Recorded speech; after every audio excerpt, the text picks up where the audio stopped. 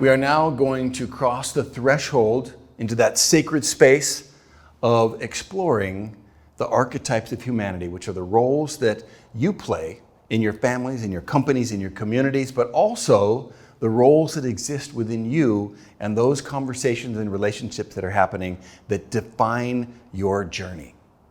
This is going to be your primary archetype. It doesn't mean that you don't have access to the other three. It doesn't mean that there's a best or a worst. It simply means that you've spent the majority of your time forming the habits, forming the patterns that have actually created a groove or an identity or personality, which is the role that you play in social situations. Most of this was determined before the age of 7. And the Jesuits say, "Give me that boy till age 7 and I will give you the man." Whatever house you're in, pay particular attention to the diagonal. These are the people that are the opposite to you. They're the ones that are therefore going to complete you. When we look at long-term partnerships, and this is either personal or professional and over 10 years, these are the most successful, resilient partnerships in people's lives. Over 90% are going to be diagonal. We are designed as humans to be able to partner well with the people that complete us. So take particular care and good notes when we are unpacking the diagonal quadrant. The house of the warrior sits high struggle and low connection. And the reason for this is that to be able to do the stressful and sometimes traumatizing decisive actions of these men, we're going to have to disassociate from emotions at least temporarily to be able to do these challenging things. Gentlemen, you know that in your career, you often have to do things that are hard. We cannot sit in our emotions. We cannot spin in indecision. Oftentimes men have got to weapon up and be able to go to war and do the things we have to. This is the house of the warrior. The house of the warrior carries the heavy gold of being competitive and also decisive. And it's important to keep reiterating that the root of the word decide is to cut or kill. This is what the warriors do. They're able to make action out of indecision. If you want to get something moving in your life, at some point, you have to hear that call to adventure and you have to step across the threshold into your action. You sometimes have to do it without a plan. Sometimes you have to do it when you're uninspired. Sometimes you're unmotivated. This is the house of discipline. And there are times where, as men, we have to be able to access this warrior mode. But that powerful gold that the warrior brings to our tribe also is mined in heavy and deep shadow. Because to be decisive, we don't have time to deal with all those different shades of gray. We are yes or we are no. Is it right or is it wrong? Are you with us or are you against us? This is the binary view of the warrior when we are being decisive and we are on a quest. And this is what happens when we are being decisive in action. And so the challenge of the warrior is that in those shades of gray are a tremendous amount of incredibly valuable things. Most importantly, other people. So the shadow of the warrior is that sometimes we are being so fast and we are saying, if you are inspiring me, good. If you're weaponizing me, even better. But if you're not doing either one of those things, then get the hell out of my way. And we end up running over people when we're in warrior mode.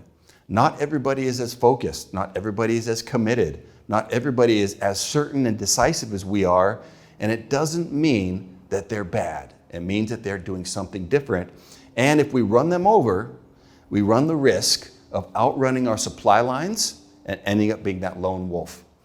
The mythological stories of humanity are filled with the lone wolf men, the lone rangers, the Rambos, who end up dying alone and unable to even take off their own armor. Warriors, you need to be able to be compassionate, patient, and connected with your tribe so that you can claim the full power that you're searching for that is only going to come with reciprocal and collaborative partnerships. So the warrior has got to be able to access the lover house and also partner with those powerful allies who balance us out and also will end up healing us. These are the people who are compassionate. They're empathetic. They live off of relationships, and it's their primary focus.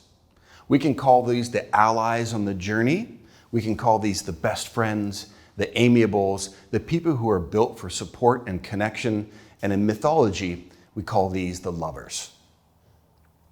The goal of lovers is relationships. It means that they're passionate, they're empathetic, they're connected, and they speak that language of relationships.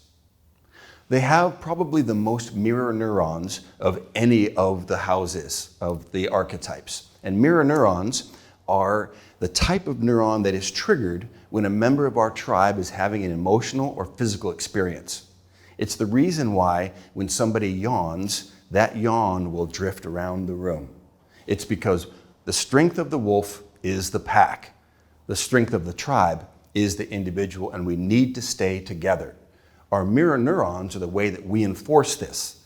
And the lovers in our tribe are the people who have the most mirror neurons and the most social skills because they're focused on that currency of relationships.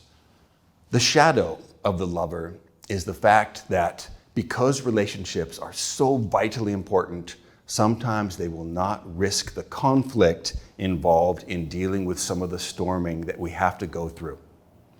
Oftentimes, lovers will avoid conflict, and they will sometimes not set healthy boundaries.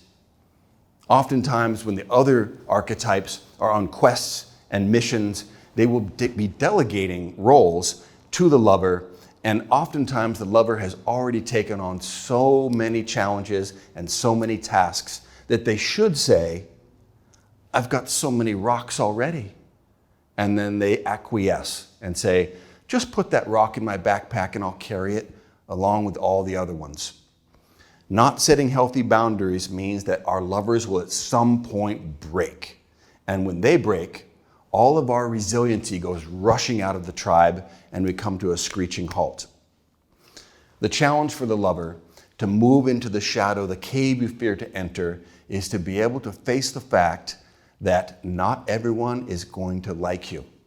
Not everyone is going to love you, and you have permission to rummage around, find your armor and your helmet, step into the warrior category, and set some healthy boundaries and say, that's not my job, that's not my circus, and not my monkeys.